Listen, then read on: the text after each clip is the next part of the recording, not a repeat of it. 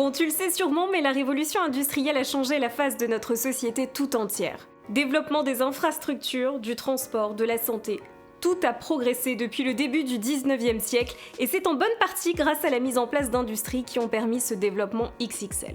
Mais les industries, elles polluent. Prenons l'exemple du secteur de l'énergie. À lui seul, il représente plus de 30% des émissions de gaz à effet de serre. Pendant plusieurs décennies, l'industrialisation s'est accélérée toujours plus, sans aucun contrôle sur la pollution, que ce soit la pollution des sols ou même celle de l'atmosphère. Cela ne fait que quelques dizaines d'années que la question de la réduction des émissions de gaz à effet de serre s'est posée. Et on s'est rendu compte que le meilleur moyen d'y répondre, c'était de se mettre autour de la table pour voir comment chaque État pouvait contribuer à son échelle à la réduction de ses émissions. L'une des premières rencontres internationales à ce sujet, c'est le protocole de Kyoto. C'est le nom de la ville japonaise où les États se sont engagés à réduire leurs émissions, c'était en 1997. Depuis, on considère que pas moins de 188 États ont rejoint cet accord. C'est pas mal, non ? L'objectif, c'était de réduire de plus de 5,2% ces émissions entre 2008 et 2012 pour les pays développés. Et pour ce faire, les États se sont mis d'accord pour instaurer 3 mécanismes. Un mécanisme de mise en œuvre conjointe, un mécanisme de développement propre à destination des pays en développement et un marché des quotas d'émissions. Et c'est de celui-là dont on va parler. Les marchés de permis d'émission, plus souvent appelés marchés carbone, ce sont des outils réglementaires facilitant l'atteinte d'objectifs de réduction d'émissions de gaz à effet de serre déterminés. Pour cela, ils instaurent le principe du pollueur-payeur. L'idée est de faire payer les industries qui polluent trop et de réinvestir cet argent dans des technologies moins polluantes. Ça paraît logique, non ? Alors pourquoi une si mauvaise image leur colle à la peau ? Tu as peut-être vu la série D'argent et de sang sortie en 2023. Elle raconte l'arnaque du siècle, une histoire vraie, la plus grande fraude fiscale jamais enregistrée en Europe et en France. En 2008 et 2009, cette fraude à la TVA détourne des milliards d'euros du marché carbone européen. Depuis, les opérations sur les crédits carbone sont exonérées de la TVA en France, mais d'autres soucis de réglementation persistent. Alors regardez d'un petit peu plus près ce qui se passe dans les marchés carbone et comment nous arrivons à capter le CO2 de l'atmosphère pour réduire les émissions.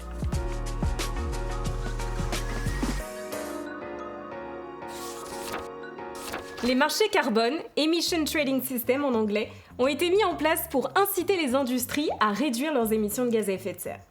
On a parlé en introduction du protocole de Kyoto, mais il y en a plusieurs dans le monde. Et ils fonctionnent en général avec un système de plafond et d'échange, ou cap and trade en anglais. C'est le cas du marché européen. Une entité, comme le gouvernement ou l'Union européenne, détermine un plafond d'émissions de gaz à effet de serre et le répartit aux industries sous forme de quotas.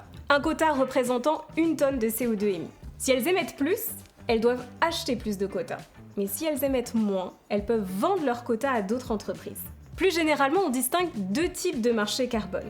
Il y a des marchés de conformité, où les parties prenantes doivent mesurer, contrôler et rapporter leurs émissions. Et des marchés volontaires. Cette fois, cela repose sur la volonté de l'entreprise de prendre des mesures en faveur du climat, en contribuant à des projets d'évitement ou de captage de carbone certifiés. Avant tout, un marché carbone qui fonctionne est un marché qui incite ses participants à réduire leurs émissions. Les marchés financent des actions écologiques, des projets environnementaux ou de conservation de la biodiversité. Et pour atteindre les objectifs internationaux de réduction des gaz à effet de serre, les marchés sont un levier essentiel.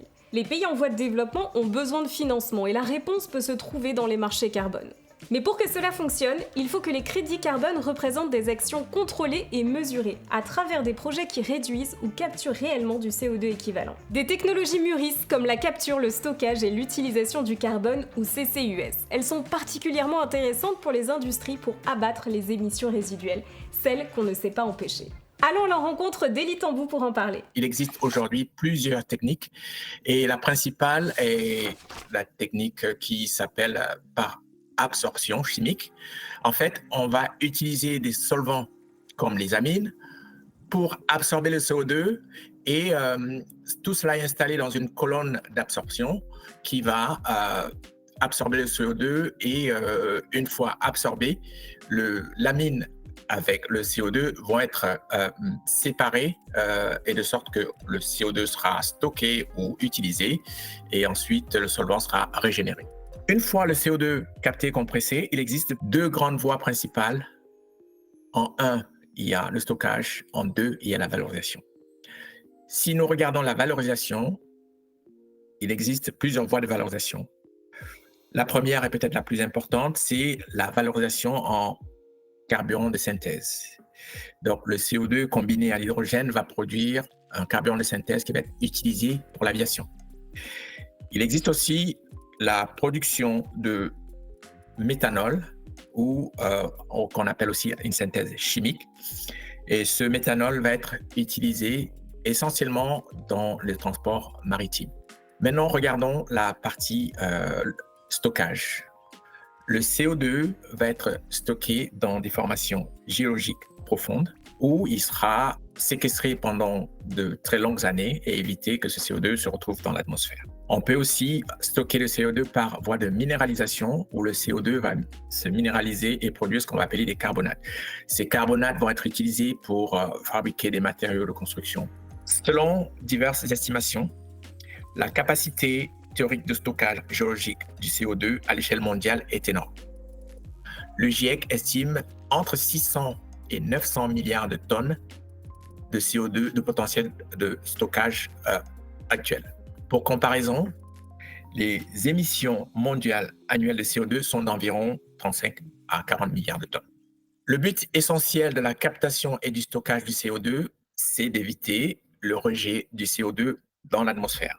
Dans l'état d'avancement de la technologie, il existe essentiellement deux limites. La première est financière. Le coût du captage reste élevé. Et la deuxième est essentiellement le besoin énergétique pour capter le CO2. Cependant, il existe de nombreuses recherches, de nombreuses sociétés qui travaillent à réduire ces coûts et à optimiser le besoin énergétique pour la captation du CO2. Les technologies de captage et de séquestration du carbone ne sont pas une solution miracle pour atteindre la neutralité carbone, mais elles font partie de la solution. Tout comme les marchés carbone, malgré certaines limites, ces marchés incitent à une baisse des émissions de CO2. Et mieux vaut avoir autant de cordes possibles à notre arc pour réussir ce défi colossal. Si tu veux en savoir plus sur les solutions pour atteindre la neutralité carbone, abonne-toi à Verso.